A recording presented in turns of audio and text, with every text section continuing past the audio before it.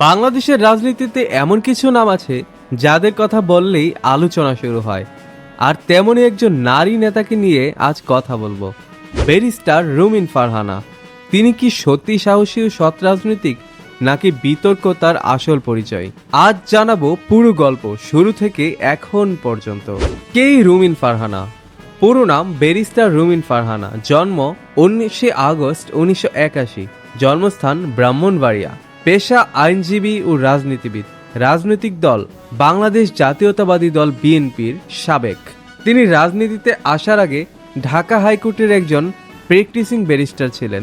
এই জায়গায় তাকে অন্য অনেক রাজনীতিকের চেয়ে আলাদা করে রাজনীতিতে প্রবেশ ও উত্থান।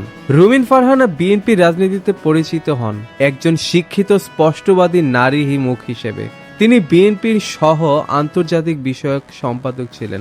2019 সালে সংরক্ষিত নারী আসন থেকে সংসদ সদস্য হন। সংসদে তার বক্তৃতা যুক্তিভিত্তিক, কাগজ দেখা নয়, নিজের ভাষায় সরকারকে সরাসরি প্রশ্ন করায়। এ কারণে তিনি দ্রুত মিডিয়ার ফোকাসে চলে আসেন। সংসদ থেকে পদত্যাগ কেন? 2022 সালে হঠাৎ করে রুমিন ফারহানা সংসদ সদস্য পদ থেকে পদত্যাগ করেন। তার বক্তব্য ছিল, এই সংসদ জনগণের কথা বলার জায়গা নয়। এই সিদ্ধান্তে সমর্থকরা বলেন সাহসী পদক্ষেপ, আর সমালোচকরা বলেন রাজনৈতিক নাটক। কিন্তু সত্য একটাই, তিনি ক্ষমতার আসন ছেড়ে বেরিয়ে আসেন। কেন তাকে নিয়ে এত সমালোচনা? পূর্বাচল প্লট বিতর্ক। তিনি সরকারিভাবে পূর্বাচল প্লটের জন্য আবেদন করেছিলেন। বিষয়টি প্রকাশ্যে আসতেই সোশ্যাল মিডিয়ার তীব্র সমালোচনা হয়। পরে তিনি নিজেই আবেদন প্রত্যাহার করেন। এখানেই প্রশ্ন ওঠে, তিনি ভুল করেছিলেন নাকি ভুল বুঝতে পেরে ঠিক করেছিলেন? দলীয় শৃঙ্খলা বনাম নিজের সিদ্ধান্ত। বিএনপি মনোনয়ন না পেয়ে তিনি স্বতন্ত্র প্রার্থী হওয়ার সিদ্ধান্ত নেন। এর ফলে বিএনপির সাথে তার দূরত্ব তৈরি হয়। সমালোচকদের কথা দলের সিদ্ধান্ত মানেন না, সমর্থকদের কথা নিজের অবস্থাতেই অটল তিনি। স্পষ্ট ও কঠিন বক্তব্য। রুমিন ফারহানা কথা ঘুরিয়ে বলেন না। সরকার, প্রশাসন, এমনকি নিজের দলকেও প্রশ্ন করেন। এই স্বভাবটাই তাকে বানিয়েছে কারো কাছে সাহসী আর কারো কাছে অহংকারী। তাহলে রুমিন ফারহানা আসলে কেমন মানুষ?